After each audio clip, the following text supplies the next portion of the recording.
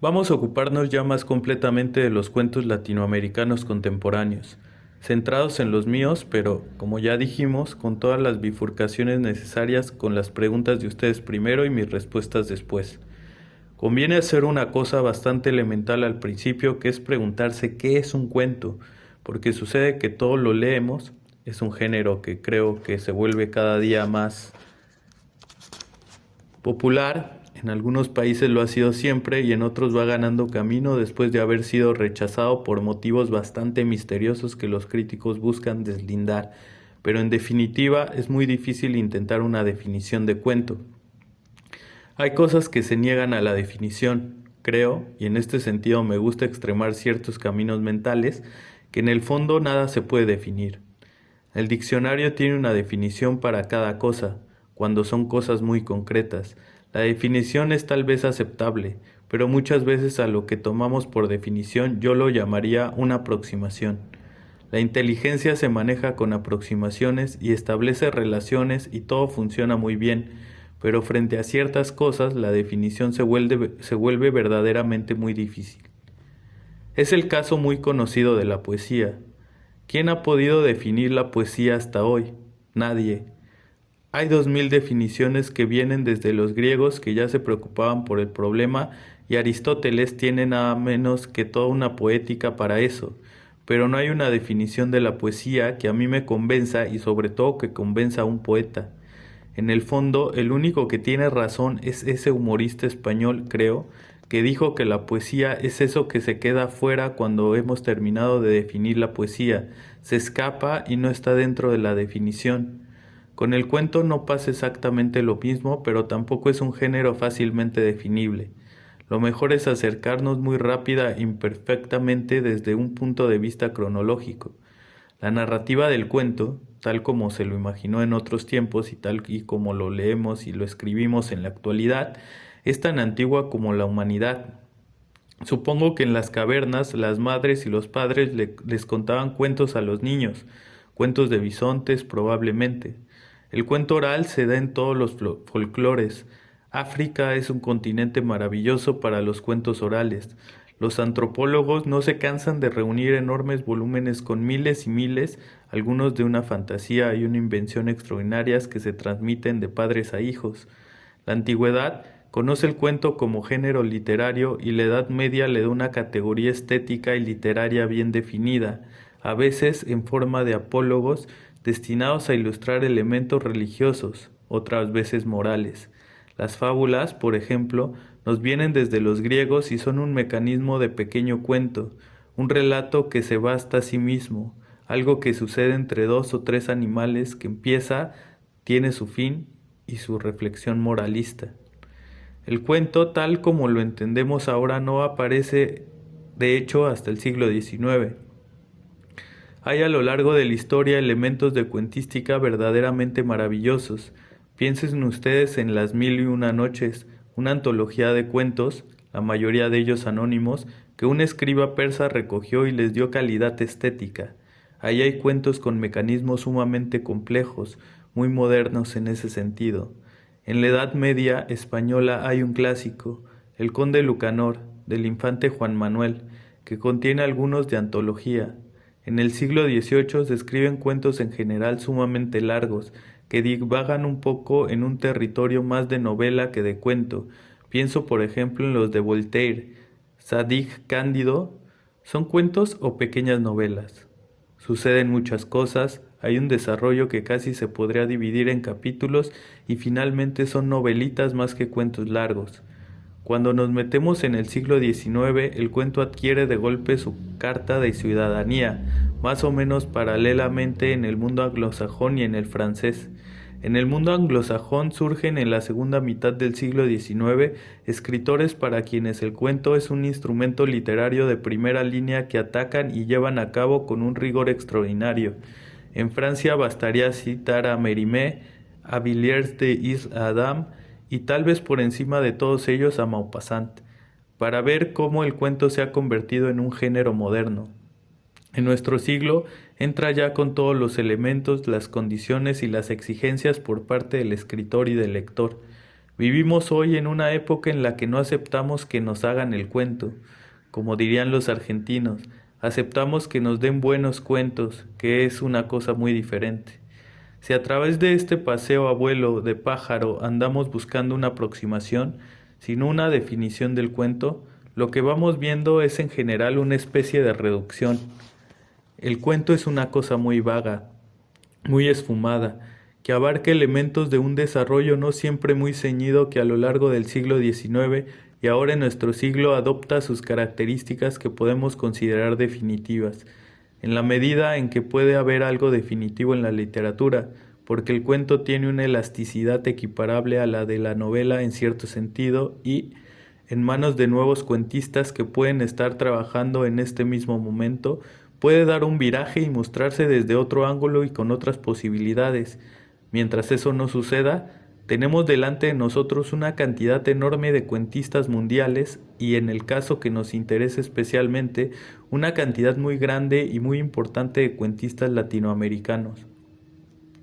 ¿Cuáles son las características en general del cuento, ya que decimos que no vamos a poder definirlo exactamente? Si hacemos el enfoque primario, o sea, el fondo del cuento, su razón de ser, el tema y la forma, por lo que se refiere al tema, la variedad del cuento moderno es infinita. Puede ocuparse de temas absolutamente realistas, psicológicos, históricos, costumbristas, sociales. Su campo es perfectamente apto para hacer frente a cualquiera de estos temas, y pensando en el camino de la imaginación pura, se abre con toda libertad para la ficción total en los cuentos que llamamos fantásticos, los cuentos de lo sobrenatural donde la imaginación modifica las leyes naturales, las transforma y presenta el mundo de otra manera y bajo otra luz. La gama es inmensa incluso si nos situamos únicamente en el sector del cuento realista, típico, clásico. Por un lado podemos tener un cuento de D.H. Lawrence o de Katherine Mansfield, con sus delicadas aproximaciones psicológicas al destino de sus personajes. Por otro lado, podemos tener un cuento del uruguayo Juan Carlos Onetti, que puede escribir un momento perfectamente real, diría incluso realista, de una vida y que, siendo en el fondo una temática equivalente a la de Lawrence o a la de Katherine Mansfield, es totalmente distinto. Se abre así el abanico de su riqueza de posibilidades.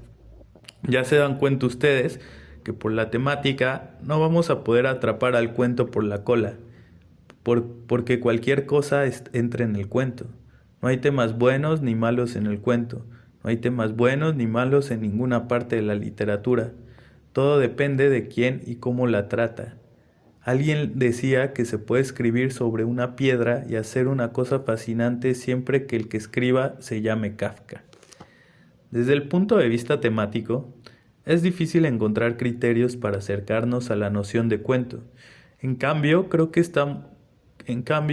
que vamos a estar más cerca porque ya se refiere un poco a nuestro trabajo futuro si buscamos por el lado de lo que se llama en general forma, aunque a mí me gustaría usar la palabra estructura, que no uso en el sentido del estructuralismo, o sea, de ese sistema de crítica y de indagación con el cual tanto se trabaja en estos días y del cual yo no conozco nada. Hablo de estructura como podríamos decir la estructura de esta mesa o de esta taza. Es una palabra que me parece un poco más rica y más amplia que la palabra forma, porque estructura tiene además algo de intencional. La forma puede ser algo dado por la naturaleza y una estructura supone una inteligencia y una voluntad que organizan algo para articularlo y darle una estructura. Por el lado de la estructura, podemos acercarnos un poco más al cuento porque, si me permiten una comparación no demasiado brillante pero sumamente útil, podríamos establecer dos pares comparativos. Por un lado tenemos la novela y por otro el cuento.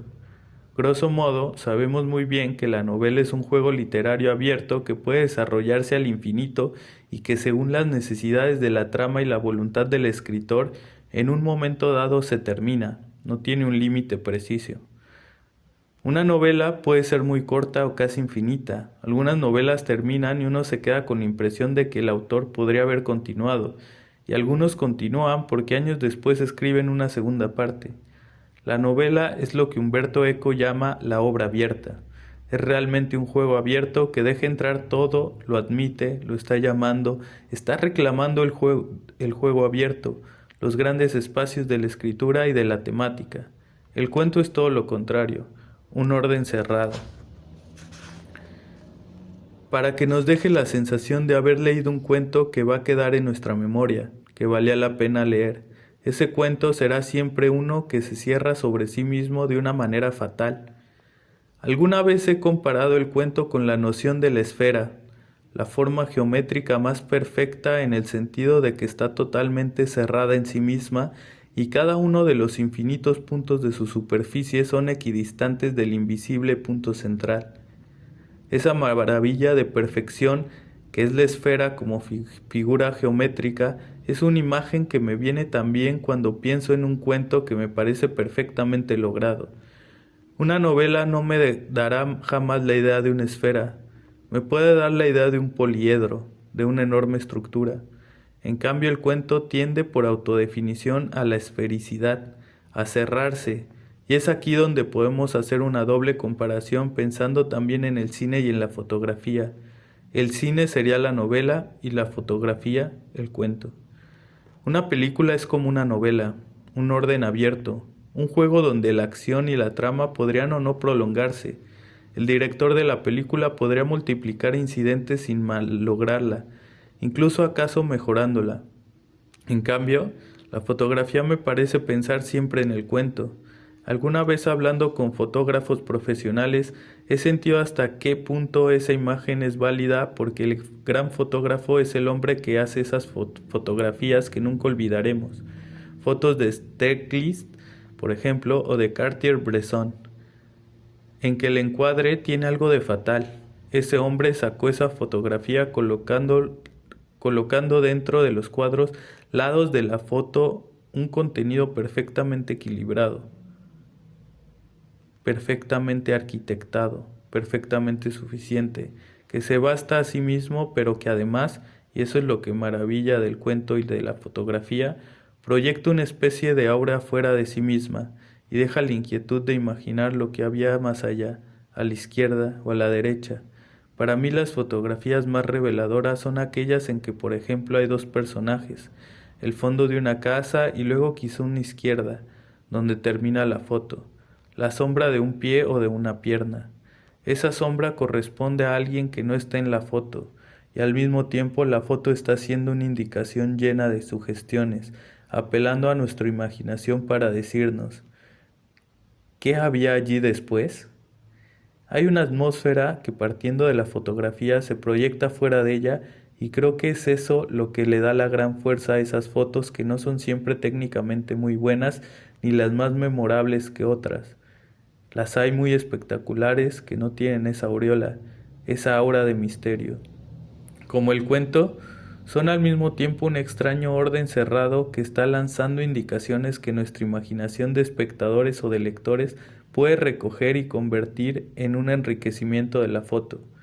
Ahora, por el hecho de que el cuento tiene una obligación interna, arquitectónica, de no quedar abierto, sino de cerrarse como la esfera y guardar al mismo tiempo una especie de vibración que proyecta cosas fuera de él, ese elemento que vamos a llamar fotográfico nace de otras características que me parecen indispensables para el logro de un cuento memorable o perdurable. Es muy difícil definir esos elementos. Podría hablar, y lo he hecho ya alguna vez, en un texto que ustedes van a tener al alcance de la mano, de intensidad y de tensión. Son elementos que parecen caracterizar el trabajo del buen cuentista y hacen que haya cuentos absolutamente inolvidables como los mejores de Edgar Allan Poe. El tonel del amontillado, por ejemplo, es una pequeña historia de apariencia común, un cuento que tiene menos de 4 páginas en el que no hay ningún preámbulo, ningún rodeo. En la primera frase estamos metidos en el drama de una venganza que se va a cumplir fatalmente, con una tensión y una intensidad simultáneas porque se siente el lenguaje de Poe tendido como un arco. Cada palabra, cada frase ha sido minuciosamente cuidada para que nada sobre, para que solamente quede lo esencial y al mismo tiempo hay una intensidad de otra naturaleza. Está tocando zonas profundas de nuestra psiquis, no solamente nuestra inteligencia, sino también nuestro subconsciente, nuestro inconsciente, nuestra libido, todo lo que ahora se da en llamar subliminal, los resortes más profundos de nuestra personalidad. Si tenemos en cuenta elementos como la noción de tensión y de intensidad y la noción de esfera, de orden cerrado, creo que podemos entrar con más confianza y más seguridad en el tema de los cuentos de América Latina, porque es verdad, no hemos definido al cuento. Yo no soy capaz, y si alguien tuviera una definición que ofrecer, podríamos discutirla. Al cuento lo podemos intentar definir por sus características exteriores, obra literaria de corta duración, etc. Todo eso no tiene ninguna importancia. Creo que era más importante señalar su arquitectura interna, lo que yo llamaría también su dinámica. El hecho de que un cuento tiene no solamente el cuento en sí, sino también, como en las fotos de que hablamos, una especie de potencialidad, de proyección que hace que un gran cuento de Conrad, de Onetti o de cualquiera de los autores que ustedes prefieran, no solamente se fije en la memoria, sino que despierte una serie de connotaciones, de aperturas mentales y psíquicas. Después de esto tendría que empezar ya directamente a hablar del cuento en América Latina para llegar alguna vez a los míos y a los de mis colegas, pero no veo que ustedes lamenten, yo en mi caso no lo lamento, esos exordios, porque me parece que nos ponen un poco más en materia y nos aproximan un poco más a mucho de lo que vamos a decir más tarde. Tenemos dos soluciones. O empiezo ahora mismo a hablar del cuento en América Latina o aprovechamos el tiempo que nos queda y ustedes me hacen preguntas, como creo que habíamos convenido hacerla otra vez, que espero siempre con mucho deseo de poder contestarles. Veo que son algo así como las 3:30, creo que si tenemos media hora para preguntas no está mal. El turno de preguntas lo inició una alumna, pero la calidad de la grabación no permite reconstruir sus palabras, por lo que sigue puede deducirse que hizo referencia a las 3 etapas de Cortázar como escritor y al relato Reunión. Dije en algún momento que las 3 etapas no estaban compartimentadas, aisladas, separadas, sino que hay una interfunción. No es que no haya dejado de ser de una cierta manera para comenzar a ser de la otra y luego de una tercera. Sigo siendo el mismo, pero he pasado por estas 3 etapas que se han entremezclado y se siguen entremezclando con mucha frecuencia. En lo que escribo actualmente, en los últimos libros de cuentos, por ejemplo, hay cuentos que tienen una intención. Puedo usar la palabra revolucionaria porque usted la usó, pero no es exactamente eso. De participación en los procesos históricos de nuestros pueblos, y el tema del cuento se refiere a esas situaciones. Pero en esos mismos libros donde hay cuentos de esa naturaleza, sigo publicando otros absolutamente literarios, 100% fantásticos, sin la menor referencia al contexto político de nuestros días. Me alegro de la pregunta en la medida que me permite decir hoy algo que es mejor decir ahora que más tarde. Si hay alguna cosa que defiendo por mí mismo, por la escritura, por la literatura, por todos los escritores y por todos los lectores, es la soberana libertad de un escritor de escribir lo que su conciencia y su dignidad personal lo llevan a escribir. Si ese escritor es un hombre que está comprometido en un campo de tipo ideológico y escribe sobre eso, como escritor está cumpliendo su deber, y si al mismo tiempo sigue paralelamente cumpliendo una tarea de literatura por la literatura misma, la de la primera etapa, es absolutamente su derecho y nadie puede juzgarlo por ello. Ustedes saben muy bien que esto lleva a ese tema que se llama la literatura comprometida, que ha hecho correr tanta tinta y gastar tanto papel y sobre la cual nadie está todavía demasiado de acuerdo.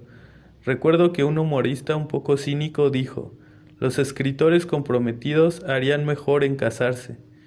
Sin ser el autor de esa frase, que me parece un poco reaccionaria, aunque muy divertida, por cierto, creo que su pregunta, en la medida en que la comprendí, me permite afirmar una vez más el hecho de que un escritor que se considere comprometido, en el sentido de solamente escribir sobre su compromiso, o es un mal escritor o es un buen escritor que va a dejar de serlo porque se está limitando. está cerrando totalmente el campo de la inmensa realidad que es el campo de la escritura y de la literatura y se está concentrando exclusivamente en una tarea que probablemente los ensayistas, los críticos y los periodistas harían mejor que él. Pero dicho eso, me parece muy alentador y muy hermoso y cada día más frecuente en América Latina que los escritores de ficción, para quienes el mundo es un llamado continuo de toda libertad temática, dediquen una parte creciente de su obra a mezclar sus calidades literarias con un contenido que se refiere a las luchas y al destino de sus pueblos para intentar ayudar en esa tarea de la que se habló un poquito el otro día. Al pasar cuando se habló de la revolución de dentro hacia afuera y no solo de la revolución de fuera hacia adentro. Creo que a nosotros, los escritores, si algo nos está dado, dentro de lo poco que nos está dado, es colaborar en lo que podemos llamar la revolución de adentro hacia afuera, es decir, dándole al lector el máximo de posibilidades de multiplicar su información, no solo la información intelectual, sino también la psíquica, su contacto con los elementos que lo rodean y que muchas veces se le escapan por mala información y por carencias de otro tipo. Si algo puede hacer un escritor a través de su compromiso ideológico o político, es llevar a sus lectores una literatura que valga como literatura y que al mismo tiempo contenga, cuando es el momento o cuando es el escritor así lo decide, un mensaje que no sea exclusivamente literario. Bueno, creo que esta es una primera respuesta a un tipo de tema que sin duda seguiremos debatiendo largamente más adelante en estas charlas. Creo que el compañero que está al final quiere, alumno, si el cuento corresponde a una esfera, ¿cómo podría definir la esfera en cuentos como Las babas del diablo? Si la paciencia es una virtud, yo le pediría a usted que sea paciente, porque pienso que el próximo jueves vamos a estar metidos en este tema. Entonces podemos tomar un cuento como ese que usted citó, Las babas del diablo, o Después del almuerzo, y tratar de buscar la llamada esfericidad, que no hay que olvidarse que es simplemente una imagen, de manera que si no tiene inconveniente, mejor lo dejamos. Alumno. Quería preguntarle sobre el cuento del que la señora hablaba en la primera pregunta y saber si el Che llegó a leerlo alguna vez y qué opinión tenía. Me han llegado algunas versiones, una de las cuales me parece fidedigna y me gusta mucho.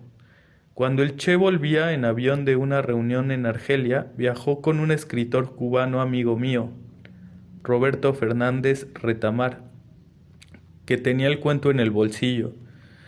En un momento dado le dijo: «Aquí hay un compatriota tuyo que ha escrito este cuento donde sos el protagonista».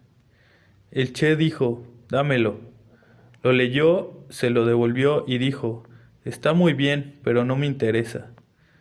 Creo comprender muy bien esa reacción, que estuviera muy bien es el más alto elogio que el Che podría hacer, ya que era un hombre cultísimo, poeta perfectamente capaz de distinguir entre un buen cuento y otro muy mediocre, pero que no le interesara era también su derecho. En primer lugar, era imposible que se viera en ese cuento tal como era. Soy un escritor que inventó al Che tratando de ser lo más fiel posible a la idea histórica que me hacía de él en ese momento, pero la diferencia que va de la imaginación al documento exacto es siempre muy grande. Es evidente que cuando se leía hablando él mismo en primera persona tenía que tener una sensación muy extraña. A medida que avanzaba, tenía que sentir cómo su propia imagen se borraba, se alejaba y, como cuando miramos el visor de la cámara, se cruzaba y se salía de foco para volver a entrar.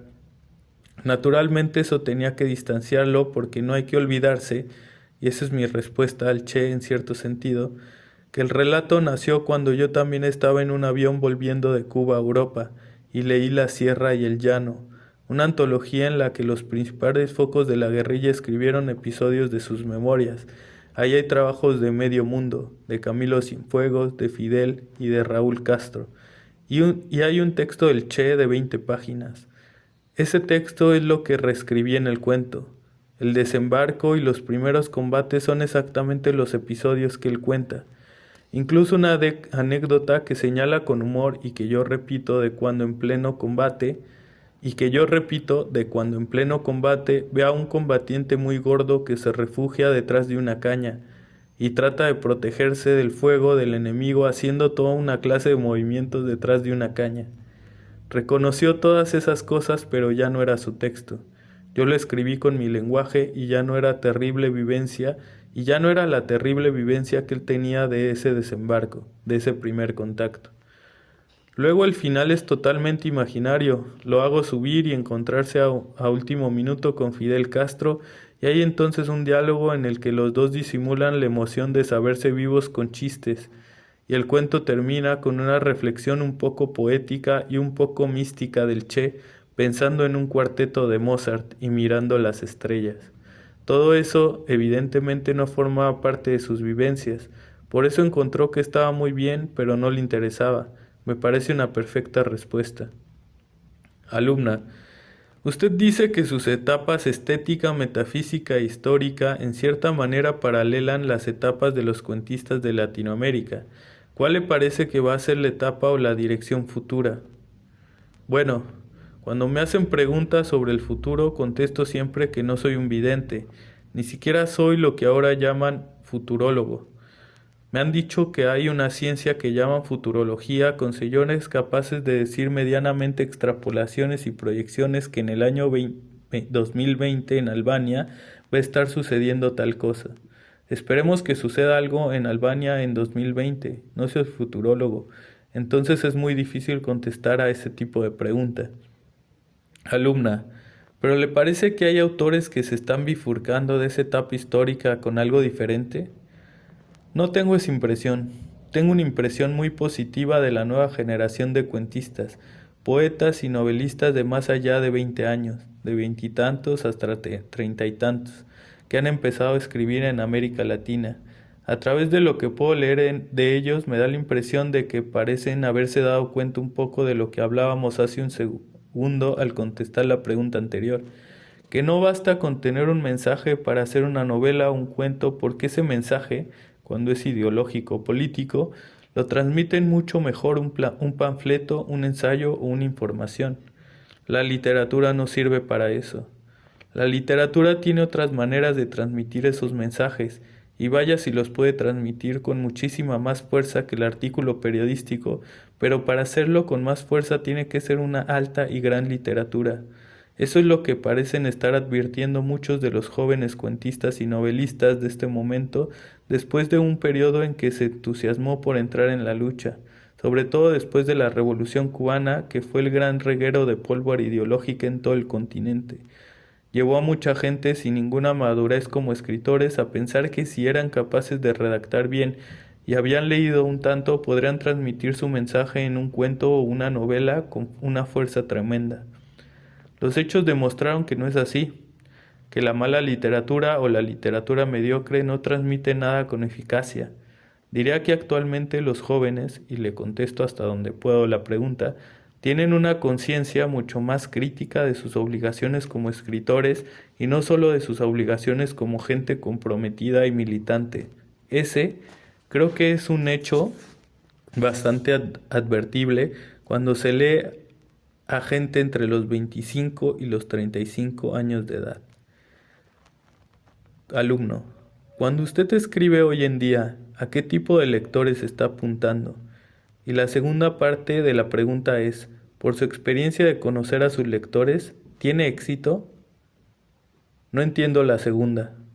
Alumno, ¿usted está apuntando a un tipo de lector cuando escribe? La segunda pregunta es si tiene éxito en eso, si realmente es ese tipo de lector el que lo está leyendo.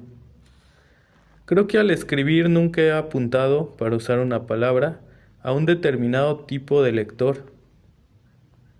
Creo que al escribir nunca he apuntado, para usar su palabra, a un determinado tipo de lector. En una primera etapa, de la cual hemos hablado hoy, el lector prácticamente solo existía para mí como los que me rodeaban, gente de mi tiempo y de mi nivel. Podemos usar la palabra admitiendo que no hay nada de clasista.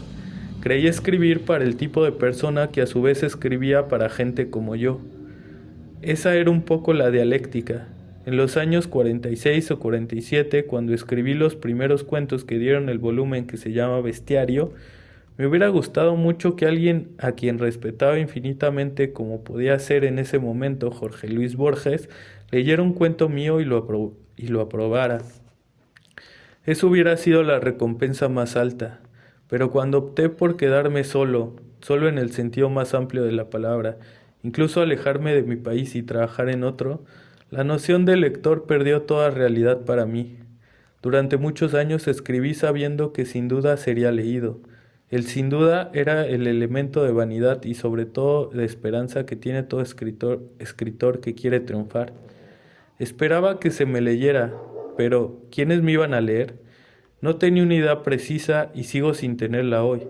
Creo que si un escritor de literatura apunta a un sector determinado de lectores, está quitando fuerza a su trabajo, lo está condicionando, llenando de determinadas exigencias y de determinadas prescindencias.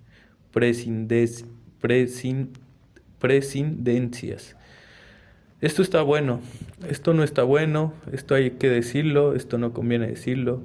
Eso significa autocrítica, y si un escritor se autocritica, se autocensura, es la verdadera palabra, pensando que tiene que escribir para cierto tipo de lectores y por tanto tiene que darles esto pero no aquello. No creo que ningún gran escritor haya salido de ese punto de vista. Lo que es importante y además difícil es escribir pensando en que uno tiene un destinatario y no está escribiendo para uno mismo en una actividad narcisista. Sentir que se está escribiendo para lectores sin calificarlos, sin decir estoy escribiendo para lectores muy cultos o para lectores a quienes les gustan los temas eróticos, psicológicos o históricos, porque ese tipo de autocondicionamiento es una excelente garantía para el fracaso de una obra literaria. En definitiva, ¿qué son los bestsellers? Uso la palabra bestseller en el mal sentido. Esos inmensos ladrillos que cierta gente compra en los aeropuertos para empezar las vacaciones y autohipnotizarse durante una semana con un libro que carece en absoluto de calidad literaria, pero contiene todos los elementos que ese tipo de lector está esperando y naturalmente encuentra. Hay un verdadero contrato entre un señor que escribe para ese público y el público que le da mucho dinero comprando los libros a ese señor. Pero eso no tiene nada que ver con la literatura. Ni Kafka, ni Maupassant, ni yo hemos escrito así. Y perdón por ponerme en el trío. Alumno. En nombre de ese apostolado de la dificultad de las definiciones y del antidogmatismo, yo quiero preguntar por una zona de escritos de Julio Cortázar que no son cuentos, no son esferas ni de Parménides ni de las otras, y son juegos que tienen una lecturidad extraordinaria en todas las artes, juegos humorísticos, poéticos, poemas en prosa, narrativa, del tipo de uno de los libros que más se tardó en editar porque no lo quería publicar Sudamérica y que era Historias de Cronopios y Famas, que son de los más auténticamente cortasoriano, y perdón por la palabra. ¿Qué hay de esa zona que no es cuento esfera y que sin embargo es quizá de lo más legítimo del autor? Me alegro de que te parezca legítimo y además te guste porque estoy completamente de acuerdo en que es una zona legítima de lo que llevo escrito que no se ajusta de una manera sistemática a ninguna de las tres principales etapas. Los cronopios y famas, nacidos y escritos en los años 50 y comienzos del 60, más textos de un librito que se llama Un tal Lucas, también cortos y escritos hace muy poco tiempo, más otros pequeños textos incluidos en lo que llamo libros almanaque, La Vuelta al Día en 80 Mundos y Último Round. Toda esa serie de pequeños textos son mi gran juego personal, mis juegos de niño adulto escritor o adulto escritor niño. El niño nunca ha muerto en mí y creo que en el fondo no muere en ningún poeta ni en ningún escritor. He conservado siempre una calidad lúdica muy grande, incluso tengo toda una teoría sobre lo que llamo la gravedad del juego, que no voy a elaborar ahora, pero haremos una mención hasta qué punto el juego es una cosa muy grave, muy importante y que en ciertas circunstancias puede ser muy dramática. Precisamente por tratarse de pequeños textos o de personajes como los cronopios, todo eso sobrevuela un poco distintas épocas, va y viene, y se sitúa entre los cuentos y las novelas. No sé si vamos a tener tiempo y ganas de ocuparnos un poco de ellos, pero a lo mejor hacia el final, cuando ya estemos cansados de cuentos y novelas, podemos dedicar una hora o una hora y media a hablar de los cronopios, porque la verdad es que son muy divertidos y los quiero mucho. Alumno. Me pregunto hasta qué punto usted lee la realidad como una novela y si ve alguna diferencia entre sus escritos y los de otros colegas latinoamericanos que han participado mucho más intensamente en la realidad del continente. Usted muchas veces menciona que es un escritor latinoamericano, pero a mí me parece ver profundas diferencias con los otros escritores latinoamericanos. Afortunadamente, diría yo, diría yo. ¿Te imaginas que por el hecho de ser latinoamericanos estuviéramos todos unidos en la temática y lo que sería mucho peor, en la escritura? Eso se traduciría en un aburrimiento universal. Creo que en efecto somos afortunadamente muy diferentes, pero en las últimas décadas tenemos una serie de contactos, de raíces, de vías de comunicación, de osmosis que nos asemejan y nos acercan extraordinariamente.